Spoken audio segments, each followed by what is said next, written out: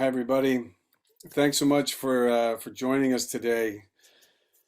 It's been quite the busy and fascinating year at Ohio State. I'm Kevin McClatchy. I'm an associate professor in the Department of Theater, Film, and Media Arts, and I'm the head of acting and directing, and also the director of the Shakespeare and Autism project. I've been the director since 2015, and I've been involved in this work since 2012. The Shakespeare and Autism project began at OSU in 2011, and it started as a groundbreaking research collaboration between our department and the Nysanger Center at OSU, which studies developmental disabilities. It's art and science coming together to explore the effectiveness of play-based drama games in helping autistic children navigate social and communicative skills. The project began when British actor and director Kelly Hunter brought her work to OSU as part of our partnership at the time with the Royal Shakespeare Company.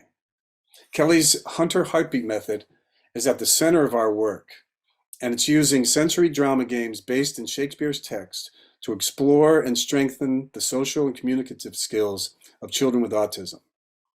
Using Shakespeare's rhythm of language and his intense exploration of what it feels like to be fully alive and to express that through language, we take a play-based approach to challenging core features of autism. And through our service learning course and the interactive workshops with children, we train OSU students in these games, and we facilitate workshops with the Hunter Heartbeat method, and also we encourage the students to begin to create their own drama interventions during the course. The Nysanger Center's research has revealed that the Hunter Heartbeat method is an effective intervention in helping to strengthen and develop the communicative skills and the social skills of children on the autism spectrum. The Shakespeare and Autism course has been part of our curriculum since 2013, and both graduate and undergraduate students can enroll. And over 15 weeks, students learn the Hunter Heartbeat method intervention. They research core features of autism, and over the last 10 weeks of the semester, they facilitate workshops with children from the Central Ohio community.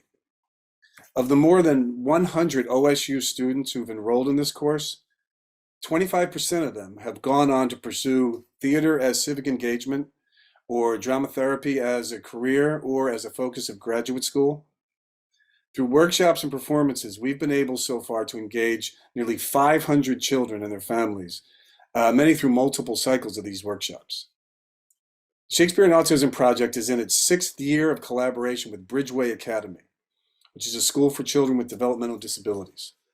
The Shakespeare and Autism Bridgeway Academy Internship is the centerpiece of this partnership, but we have expanded our collaboration to include sending OSU teaching artists to Bridgeway to work with their drama clubs and to visit individual classrooms.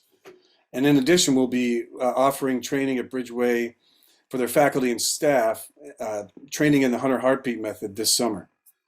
This growing partnership is incredibly exciting, and it simply wouldn't be possible without my Bridgeway partner, Alexa Reck, who will be joining us for the Q&A after Garrett's presentation.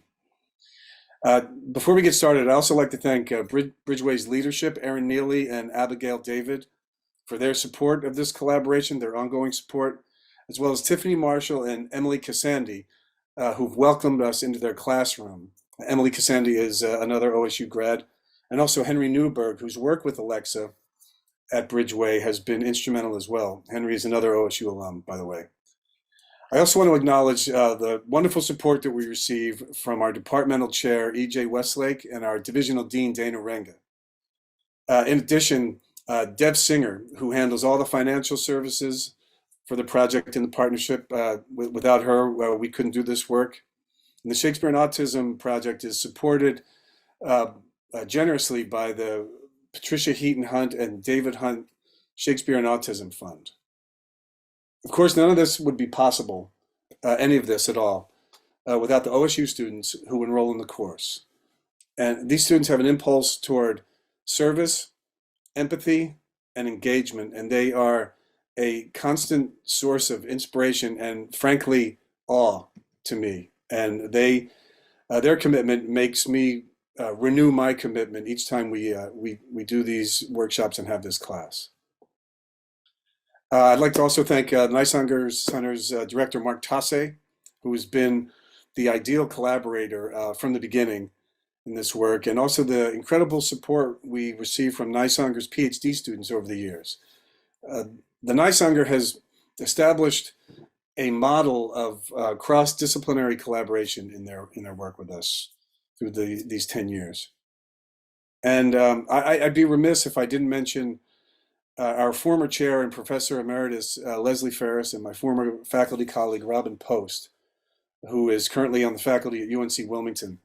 Leslie and Robin spearheaded the Shakespeare and Autism project in the beginning, and we simply wouldn't be here celebrating Garrett's work without their vision and their hard work. And finally, of course, and most importantly, I want to thank the children and their families who allow us the privilege to serve and play and forge genuine connections with them every spring and at times in between. We're very excited about the post-pandemic possibilities for the Shakespeare and Autism project, with our goal of spreading this work as far and as at high level as possible. And we'll be going to Buffalo, Cincinnati, and LA to do teaching artist training, as well as developing an adaptation of Twelfth Night for production for children on the autism spectrum. So now on to Garrett Mahoney, our 2023 intern. Garrett is a senior here at OSU, majoring in art with a focus on drawing and painting.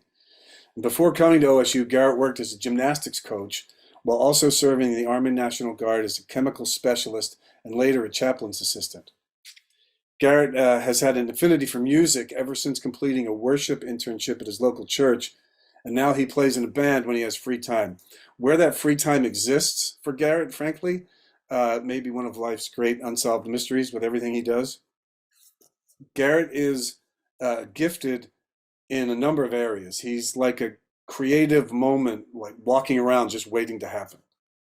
He has a wonderful way of finding connection with children who at first blush may need the highest level of support and attention. And his gift as a teaching artist starts with that awareness, that ability to connect with a child and understand what that child might need at any given moment. He also thinks about the work in a unique way, combining music and art with the acting piece of it. And it makes me think about the work in a new way as well, which is, I think that's one of the highest compliments you can pay someone, especially after you've been doing the work for a decade. But most of all, Garrett has what we would call a servant's heart, and combined with his artistic gifts and his empathetic awareness, it makes him a deeply effective teaching artist and collaborator. And I'm really excited to have you hear from Garrett and have him talk to you about his experiences. So without further ado, I'm going to let Garrett take it away.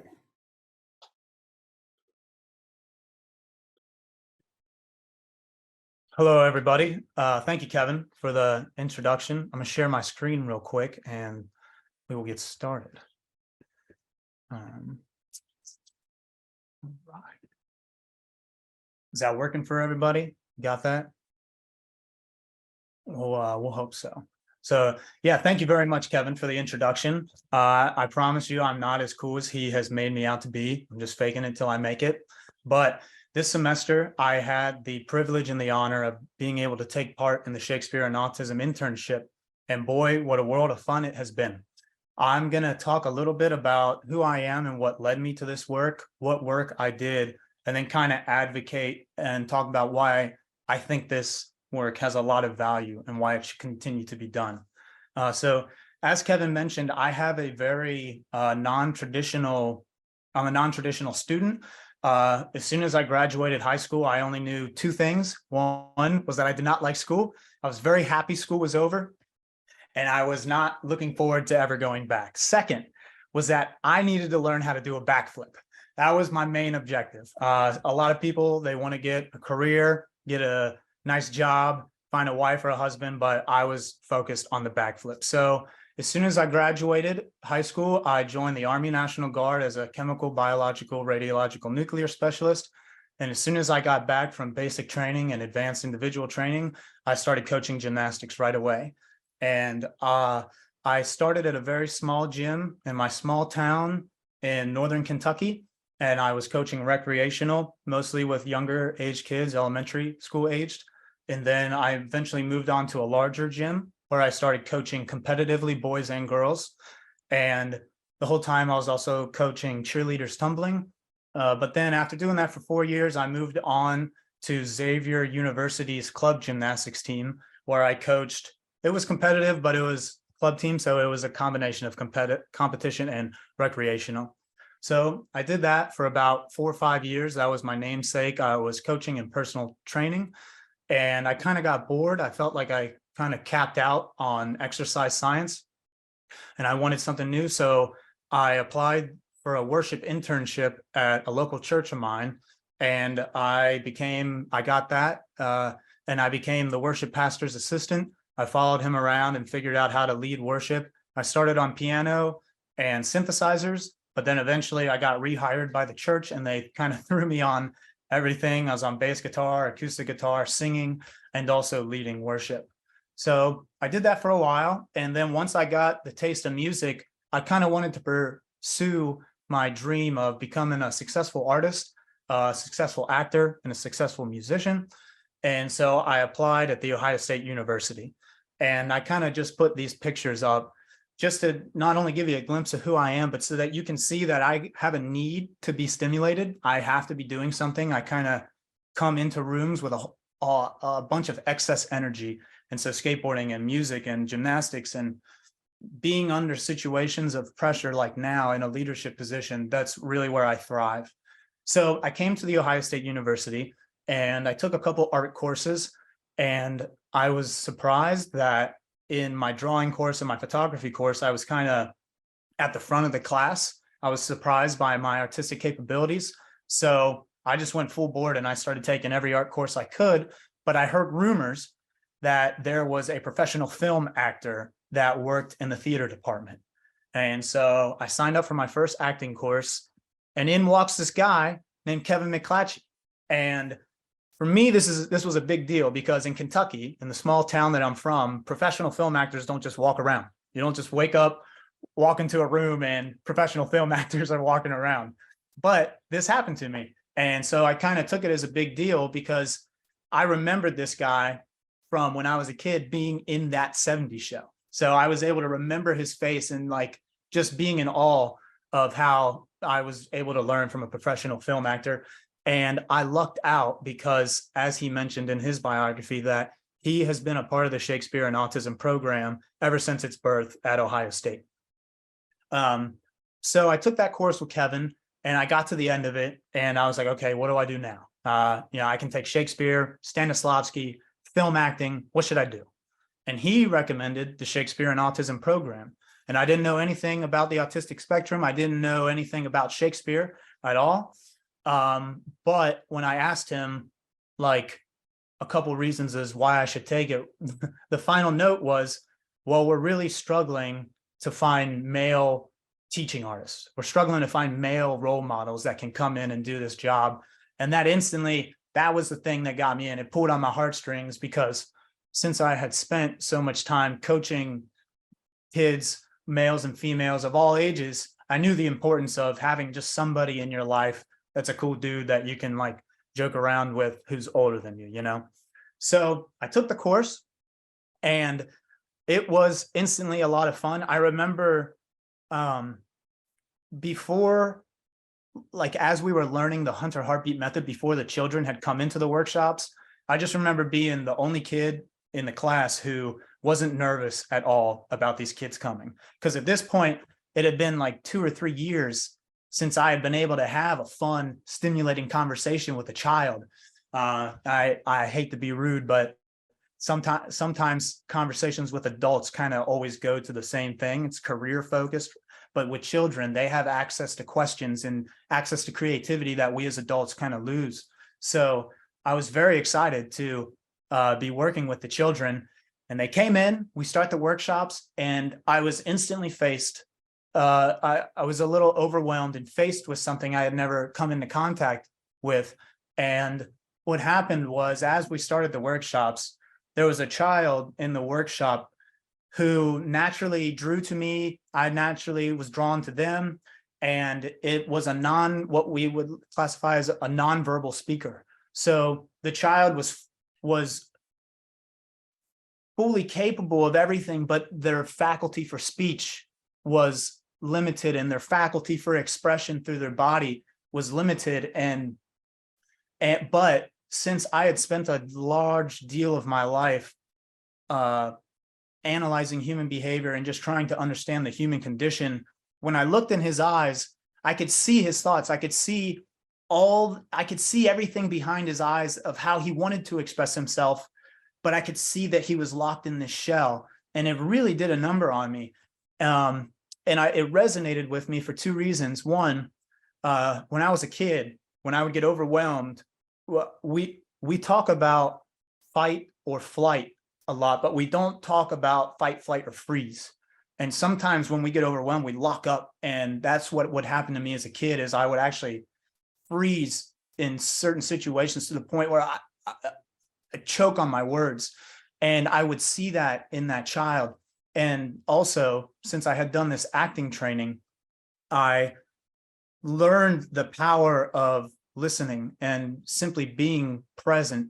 When we see Meryl Streep and Johnny Depp, these great actors, we think like, man, they really memorize their line. They're really doing it. But what good acting is what I've learned is it's listening. It's being fully there to just be present. And so meeting that kid, his name started with an L, Big L, being able to be friends with Big L allowed me to slow down, to meet that child where they were in that moment. And we just had a blast. And like the semester flew by with how much fun I was having. But what was so rewarding at the end of that was that I had heard from that child had been in the workshops 2 times previously. And each time he just was frankly unpredictable, and that sometimes problems would arise. But when he was working with me, nothing ever went wrong. Everything was nothing but fun. And I wasn't doing anything. I was just being there with him and responding to him in that moment through his eyes. And that's how we communicated. And I had come to find out years later, after taking the course for a second time, which I'll get to in a second, that even his personal aide had spoke about how his behavior had changed, how he was just things in his daily life were changing and getting easier for that child just by simply interacting with me in a Shakespeare workshop. And so that was extremely rewarding. I took it, and then I did that. It's like, okay, Kevin, now where do I go? So I took a Shakespeare course, took a film course, but then another 2 or 3 years had gone by since I had been able to have fun with some kids. And I had to get back in, because I also knew that there would be a brand new batch of kids, and that I would have the opportunity just for a whole new set of fun. And so I took the course a second time, but this time I had some extra responsibilities, you could say, because Kevin did not have a TA. So, and I was the only student in the course who had taken the course before. So I was asked to kind of be a co-facilitator. There was more responsibility put on me, and it was great because I was able to help Kevin show the games that we play, help the students kind of like understand what the goals and intentions were, but also to simply just be a backboard for Kevin to bounce ideas off of. And like I said previously, I function best when I have a little bit of responsibility on me. So I just can't tell you how much fun I had. I'm going to get into the kind of the way the workshops functioned a little bit later. But the biggest thing that happened was the first time I took the course and the second time, at the end of that course, we have to come up with our own interventions, our own games, and none of the students had implemented music into these interventions. And I had not seen any interventions previously shown to me by Kevin, games that incorporated music. But the Hunter heartbeat method is based off of a heartbeat, which is like 50% of rock and roll. Most songs you hear on the radio have a heartbeat in them. And so I wanted to incorporate that. And at the end of that second semester, I was able to come up with a game that incorporated a drum beat and a djembe that was not only fun, but incorporated listening. Because if you remember, a lot of acting is just listening, and a lot of us interacting in the world, if it's a good interaction, is us being good listeners rather than sitting there, standing, and just thinking about what you're about to say. And then it comes time to say it and it doesn't hold weight because the conversation's already moved on. You weren't listening. So I had a lot of fun with all that. And then I was offered an internship. And at the same time, I was offered a few internships because I was coming to the end of my college career. I only have 2 more classes I need to take. But I knew taking the course the second time kind of took it from just being a class to gaining a new skill, gaining a new way. And that's kind of how I pride myself, is the skills I've acquired in life, whether it's simple fun ones like skateboarding and gymnastics, or advanced ones. For me, it's just, music production is a very hard one. And we can get into all that stuff later. But I was offered this internship and I took it. And as I came to school, I was immediately overwhelmed, not because I was working with children with autism or the fact that I had a job in a way, but because I was officially back in school, exactly where I don't want to be. They say the farther you run from your destiny, the closer you get. And I can advocate for that because it's kind of what happened. But it's all good. I didn't lose hope because I had some excellent people to help me out in this process. I had a guy named Henry Newberg on the right here, and my wonderful mentor, Alexa Reck. And these 2 people kind of led me through my internship. And I was just blown away by them and extremely inspired by them, specifically because when you do this work, wrenches get thrown into the mix. It's a guarantee that wrenches are going to get thrown into the mix. And when I would get overwhelmed and kind of just cap out on what to do and how to move forward, if I didn't know what to do, Alexa and Henry had solutions, resolutions, and answers for everything. And that really kind of blew my mind because I thought I was hot stuff. I've coached gymnastics for 4 or 5 years, worked with kids. I've done this before, but I just kept finding myself without answers.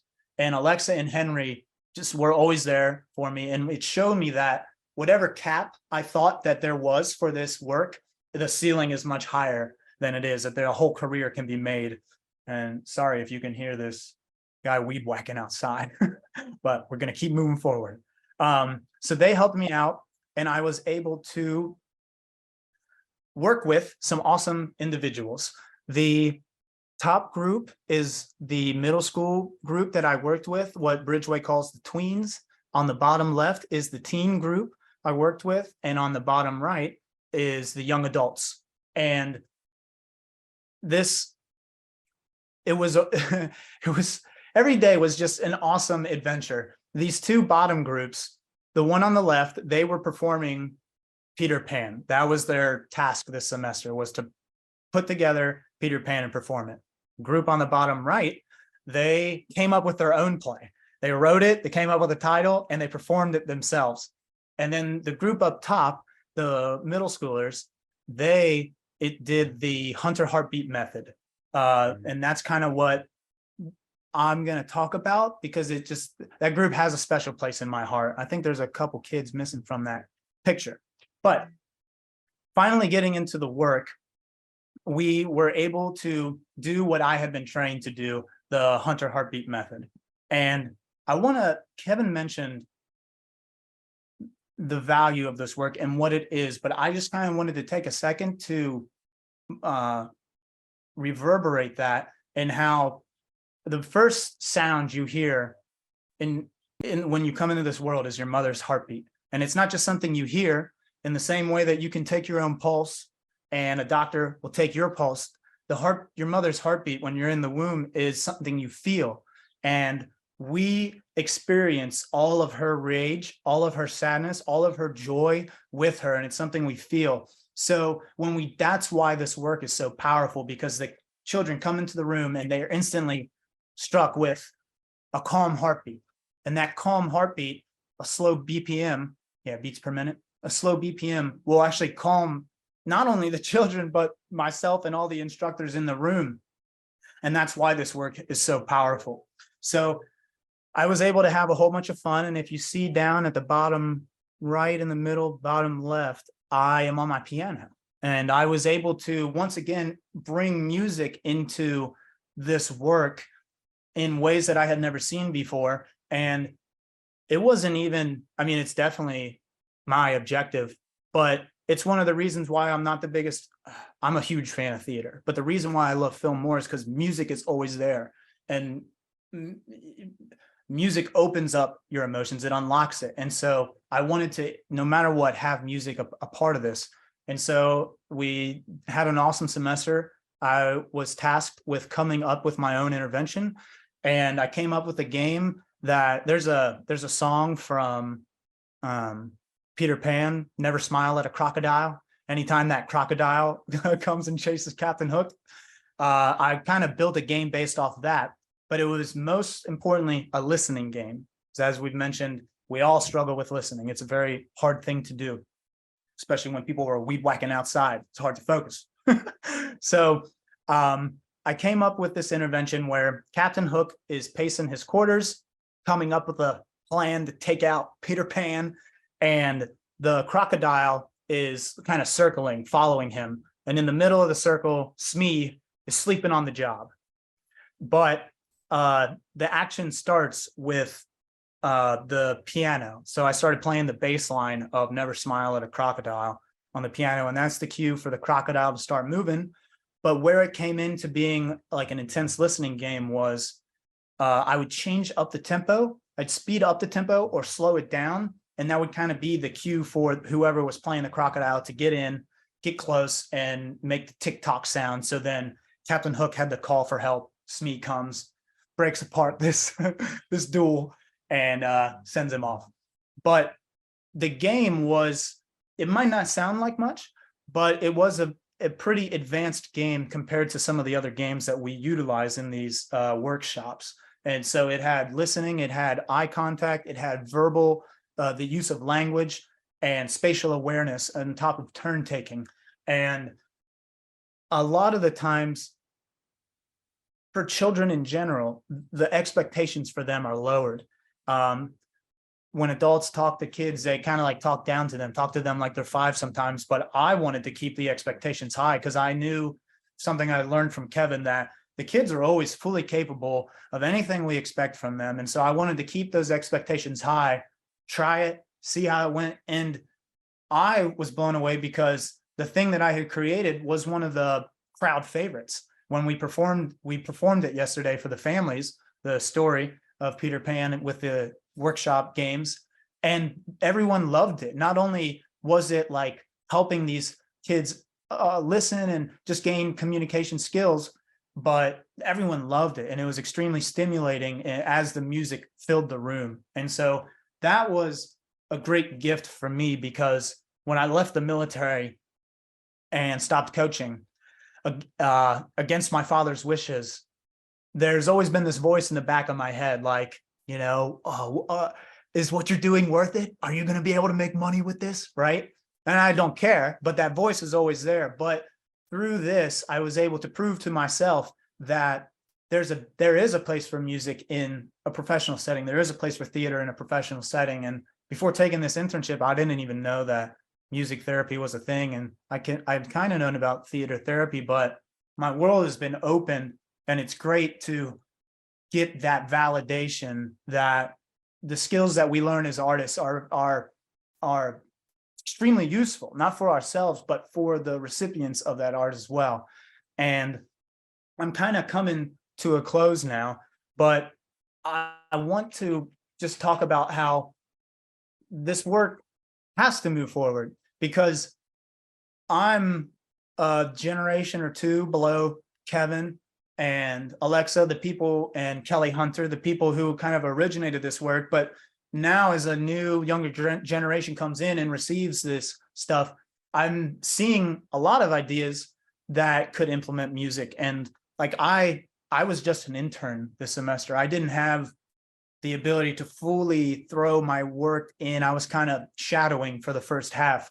But now I know that like you could come up with 12 music intervention games easily, at least from a musician standpoint. There's ideas I have, and that the Hunter heartbeat, everything is revolves around that heartbeat. And the whole time I was there, I didn't see one drum kit. So if like I have 100 ideas of how the drum kick, or the kick drum of a drum kit, can be used to kind of facilitate the speeding up and slowing down of a heartbeat for certain emotions. And so I can guarantee, I'm assuring you that there is untapped potential in this work. And with that, the greatest things that I have gained from this was kind of what I've been harping on, and it's just being able to listen, being able to be patient, and like look at these smiles. I was looking through all the photos I had to use, and I was blown away by like how every image I had was these kids just having so much fun. And you know, I was able to help them out, but they helped me in being able to be more present, to listen, to breathe with them, and not have any judgments or expectations out of them, but just to like grow as humans in a play-based form, which is like the beauty of theater and music. I don't work music, I don't do music, I play music. And that's the focus. And so, and you'd be surprised how much one can grow by playing music rather than practicing it. And so I kind of want to leave with kind of challenging you and leaving you with something. And it's like, I personally believe that God gave me a gift of music because no one in my family has that gift. And I didn't start playing music till I was 21, and I instantly took it up, and it just kind of, I unlocked a gene that I had found because I didn't know my father was a drummer. I didn't know my grandfather was a multi-instrumentalist, but I got in it. I unlocked this gene, and I was able to take that gift that I was given and give it back to the world. And I was offered 2 or 3 internships when I was offered this one. And yeah, I could have painted. Yeah, I could have wrapped vehicles for mural work, but I knew that this would not only be the greatest reward from myself, but for the world. And that's kind of what I want to challenge you with, is who needs you the most with the gift that you've been given? And if, let's say you did figure that out, well, what's your next step? Because it doesn't matter if you're the pastor of a church or the alcoholic homeless man on his first day. Everybody has a next step to self-actualization and becoming the best, strongest version of themselves. And so that's kind of what I want to leave you with, is what can you do with the gift that you've been given to help out those who need it most? And if you have found that, what's your next step? And finally, one last time, just look at all these smiling faces, and just want to say thank you for letting me have some of your time and listening. And thank you to Ohio State, the Department of Theater, Film and Media Arts, and EJ Westlake, and Alexa Reck, and Kevin McClatchy for just supporting me as I move through this world and try to grow as an individual. And thank you to the kids. Like, I wish that this could go on longer, and we'll see if it does. Well, I know it will. Well, we're going to be having some more fun, but that's kind of the end of my TED Talk, and I'll be taking questions now. But yeah, just thank you so much. And I hope that that kind of showed a world into what we do here as artists.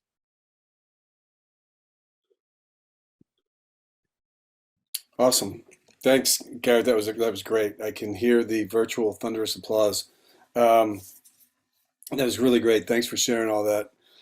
I wanted to open up the floor for questions, and also bring in Alexa Reck to join Garrett and I. Alexa has been involved in this work for several years. She's been my primary Bridgeway partner for the last couple of years. She is also an alum of Ohio State University. She's got her master's in speech language pathology. And she has been incredible collaborative partner as we expand this partnership with Bridgeway. Um, I couldn't ask for someone who was more inventive and also more in tune with the things that we need and the things that Bridgeway might need and how we can find those things and work together. And uh, Alexa just made this internship, as Garrett had mentioned, just a great experience for him. So I want to bring Alexa in to talk with us about Garrett's experience, but also the ongoing partnership and what that might mean to Bridgeway. Hey, Alexa. Hello. How are you? I think we might have one question here. One question is, are there any, Garrett, is for you, are there any types of music, bands, or songs that kids respond especially well to? I think it's kind of a simple answer, but it's the music that you like, the music that we all like.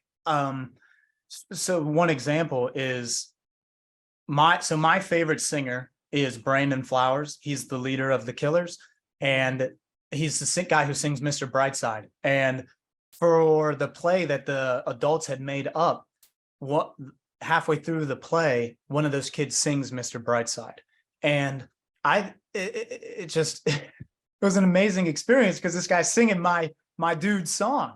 And but I know, like, I don't think you need to search far and few between as long as it's got a good moral. And for example, the lead singer of the who's a great band, I don't know if you know this, but that singer, I think it's Robert Daughtry, I might be wrong. Roger Daughtry, my bad. Yeah. Sorry, sacrilegious. But he actually wrote all of his songs for kids. He wrote all of his songs in a way that a kid can understand it. And that's like, this is a side step, but that's why I like them. I'm not even going to go to it, but you'd be surprised that the kids like the same music you like. If it's rocking, if it makes you, if it gets the boogie going, it's good. As long as it's like, you just use your head and make sure there's not too obscene, don't get too far into the metal, even though I love it. Gotta watch out. Awesome.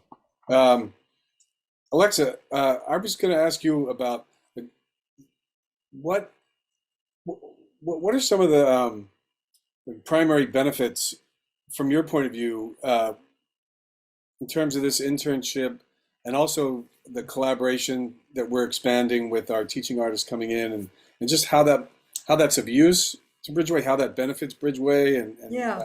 talked a lot about how it benefits us. It benefits us in incredible ways. Yeah, absolutely. Yes, as you mentioned, I've been involved with this work for several years now, and I've been kind of collaborating with you more intently in the last few years, and watching how that has developed and how we've been able to expand it to more and more students has been incredible. I think, as much as Garrett had said, incorporating the language, the art, the music, the storytelling into the lives of more and more of our students has been incredible. I think it has opened the eyes of some of my colleagues in terms of the possibilities for some of our students, things that they might be able to do that you didn't know they could do, or new ways that you can try to approach some of the challenges that some of the students have. It's always something I know Garrett and I talked often about the toolbox. What are the tools in our toolbox to support our kids? And if one's not working, we find another, or we make another. So the more chances we have to share with kids of various ages this method, and to share it with my colleagues, and sometimes just sharing it with one other person, they see some possibility in it that I haven't seen. It's continuing to build that network of minds and hearts that care, and seeing how this valuable and evidence-based tool can help touch the lives of our kids and help them do things that maybe they didn't even know they could do. In this past year, we expanded to having the tweens group, so the 10 to 12-year-olds group. We have a teens group and a young adults group. And in the tweens group was truly more based on the Shakespeare and Autism method, though we did not use the Shakespeare stories. We used the games and adapted them to the first semester to sort of preferred short stories that the kids were familiar with, and the second semester to the Peter Pan story. In the other groups, we sometimes use the games as warm-ups, as Garrett said, a way to use the heartbeat to bring everybody's focus and calmness there to begin the group, or we use the games to target something specific that might help with their performances. I think in the next year, we kind of expect to have anywhere at least 3, but possibly up to 6 groups. And that just shows the increased interest. And next year, we're looking at possibilities from second graders all the way up through adults. And more of the groups I expect will be incorporating directly the Shakespeare and Autism games, sometimes with adapted stories and that. And I think just seeing how that's grown has shown how more and more folks are hearing about it and recognizing its possibilities.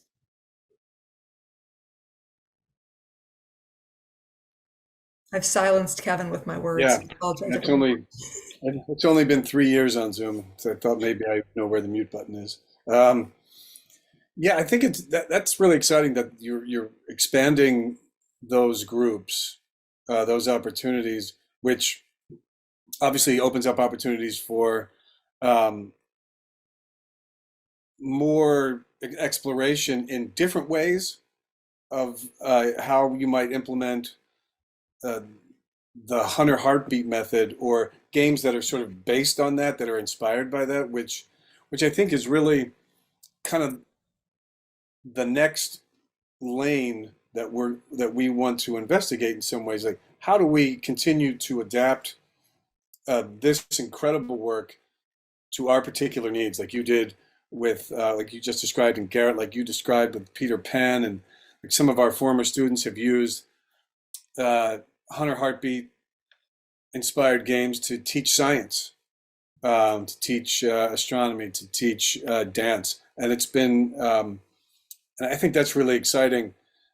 And Garrett, I guess I had a question about what is it that is most potent from your point of view of bringing together music and the theater? Because the theater part of it is always going to be there, right? Like the theater part of it is embedded whenever you walk into the room with these games.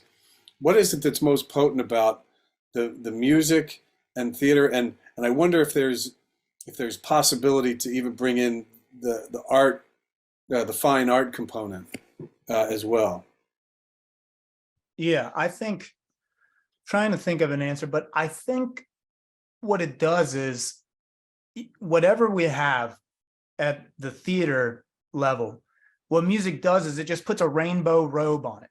It just adds color to it. Before we even start talking about the science and the work that therapy does, it's like, why drink water when you can drink orange juice? And I hate I'm not belittling the theater at all. It's just that as soon as music is brought in, there's extra dopamine. There's more color, but it also creates a whole new set of learning tasks, because it's a listening thing. It's not so much a speaking and a moving thing, but it requires you to listen in a different way. So I think it's objectively using just different cortices of the brain. And what's also interesting about music is when you listen to music, it actually lights your brain up like a Christmas tree. It doesn't just target one specific area, compared to like speech, which is using your speech cortex.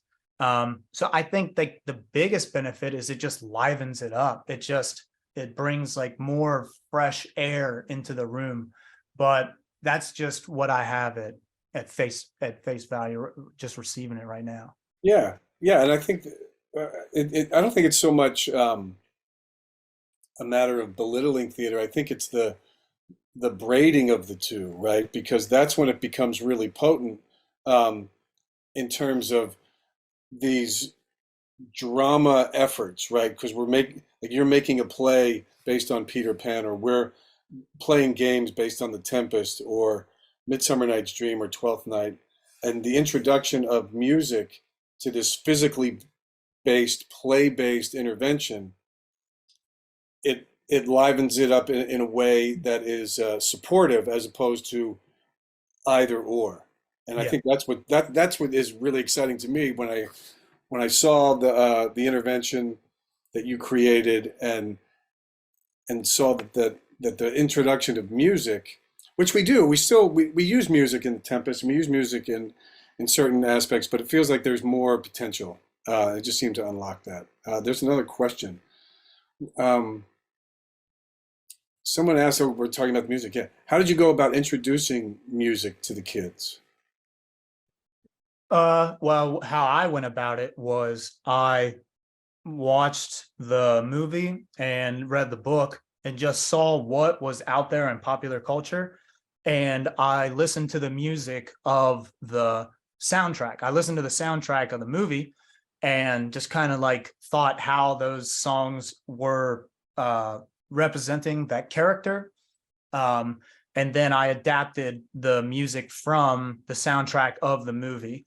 And so but bringing it to the kids was just like, who's ready to play? You know, it was just me. I brought in my piano one day and we showed it to them because it's like the kids, they're fully capable of everything that we bring to them. But that's how I went about it, was kind of like personal research and then going for a walk and allowing my imagination to just kind of come up with this and this and then piecing it together and talking with Alexa and Kevin and being like, hey, what about this? And I know, Garrett, in your sessions, like with the adults, and I know in some of your observations, you were able to see some of the work of some of our music therapists for a lot of our students. I mean, our organization was co-founded by a speech therapist and a music therapist. So music therapy is an integral part of Bridgeway.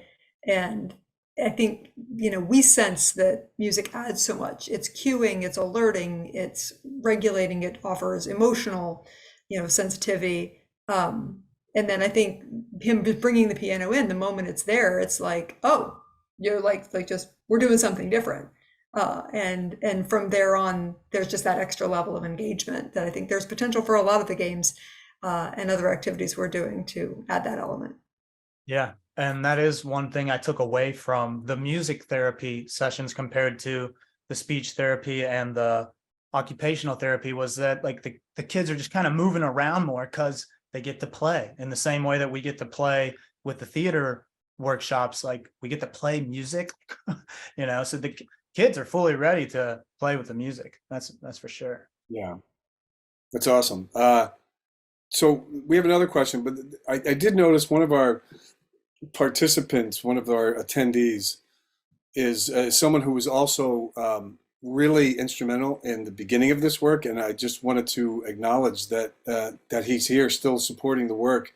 He was our dean when this work started. His name's Mark Shonda, and he's now a tremendous big shot at the University of Kentucky. But Mark really shepherded this work and steered us through the partnership with the Royal Shakespeare Company. So it's awesome to have Mark Shonda here. And another proponent of this work, who recently graduated from our MFA program, Jake Atial, who was tremendous at this work, is here as well. And he had a question for you, Garrett. He said, Garrett, hats off to you and your work. This is really wonderful and proud of you. Question: you are particularly adept at connecting with children who are nonverbal. Do you have a tip or any advice for those of us who'd like to get better at making those specific kinds of connections? Hey, Jake, what's up, man? I miss you.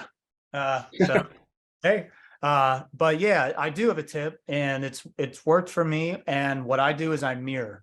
I don't care what behavior they're doing. I mirror their behavior, even their STEM behaviors. I will mirror that with them and like, I feel like that kind of immediately puts us on the same level, because like whatever their STEM behavior is, that can annoy a lot of people. But if you don't have to, go all in, but if you do that with them and mirror them, you're showing them that it's okay to be them.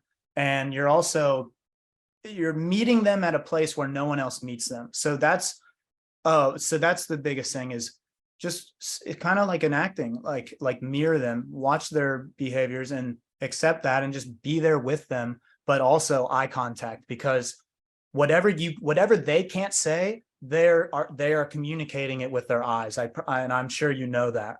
But yeah, just being there with them, breathing, mirroring, and eye contact. That's the window to the soul. and it shows so much in this work for sure.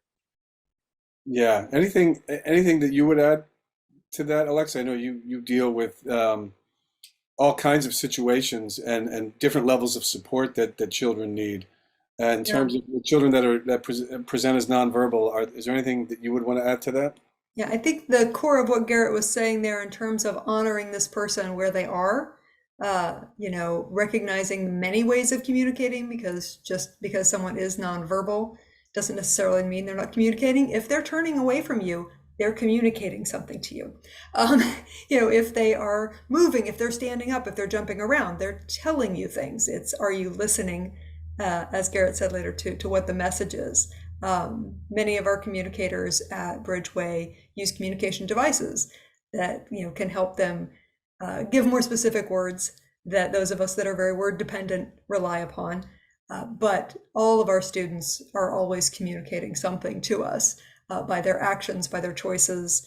And if we honor that, and if we recognize that even if it's not easy for us, wow, they don't like this, or they really do like this, but it's time to stop it and I need them to do something else, or whatever. If we honor the communication, then we're much more likely to be able to build a relationship of trust. And from there, you can collaborate, you can grow together. There's so much you can do.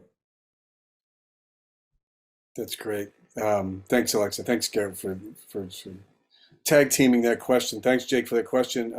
Mark Shonder, who we were just bragging about, also has a question, which I think is probably for me. How are your efforts and discoveries being captured for publication dissemination to align with the research creative activity mission of the university?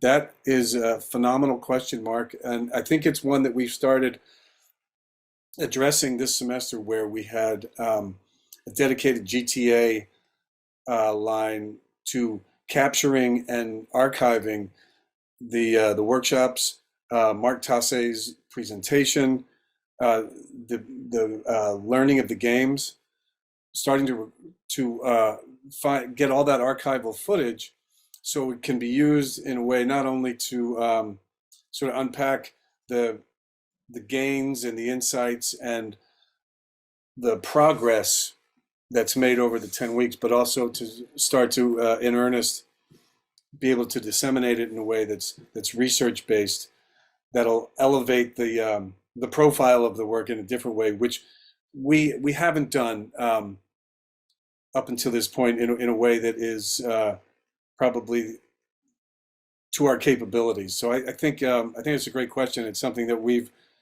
were talking about quite pointedly at the beginning of this semester. That's the next thing that we had to get a little bit better at, to be perfectly honest. And I think we did a really good job this semester getting that ball rolling. Because we're going to keep, like Garrett said, we're going to keep doing this work for as long as there's people interested in it and wanting to do it, because we're always going to be interested in it, and we want to grow it, and we want it to spread as far and as wide as possible. I think we're coming up to the end of our time here. I didn't know if anyone had another question. I had one last question for Garrett, just about your future plans. What do you have in the future for yourself, and how might this experience influence that in some way, if it does? Yeah. Well, I'm just gonna be completely honest with you. So when I was young, when I was like 20, I had the dream of, like, if I could get in a action hero movie, if I could do that, then I could go to schools dressed up as whatever hero I was playing and, like, just be there for the kids, right? But that was a young dream, but that was before I got into music. And what I really want to do is, I'm about to graduate and I'm finally in a band, and I'd like to just get that off the ground and make an album and see what I can do with that. But I don't want to lose the skill that I've gained, and I don't want to lose the ability to serve in this way. So what I would like to do is try to grow as a musician, as an artist, but then be able to visit schools in a kind of a similar way that you do when you visit Bridgeway and do your workshops and stuff. And that's not the best answer for you, but I just want to keep doing the best I can to be me and grow, and then continue to be a role model. I'm going to apply Bridgeway, see if I get a job, but I want to keep doing this work. But at the same time, I have a dream and I have to get my art out. So if I can find a way to combine both those worlds, that's what I'm trying to do. Yeah, I think that's a great answer, really, because it's what all of us as artists really do. We find the space to do this work, and we also do the other things that we're passionate about as well. It's never an either or proposition, and I would just offer that they feed each other. Like your pursuits in music are going to feed your service, your teaching artistry. Just in the same way that the different things that any actor who's a teaching artist does, when they bring that to bear on their teaching artistry, when they're doing this kind of intervention. So I think it's all exercise of not only artistic skills, but also awareness and empathy and insight, and sort of continuing to grow as an artistic citizen, I guess would be the best way to say it. So I think that's a phenomenal answer. Great. So we're right at 3:59, and we are nothing if not punctual and respectful of our attendees' time. So I just want to thank you, everybody, for attending. Appreciate it. We know everyone is very busy, and we couldn't be more grateful that you took time out to join Garrett and Alexa and myself. And thanks to Alex Stacklane for putting all this together. It was seamless and smooth as glass. And Garrett, thank you. Congratulations again on a phenomenal semester. Indeed. Great stuff. Thank you. Thank you. Yeah. And I hope everyone has a great weekend and an awesome summer. And we will hopefully see you again with more great stories. All right. Thanks, Garrett. Thanks, Alexa. Thanks, everybody.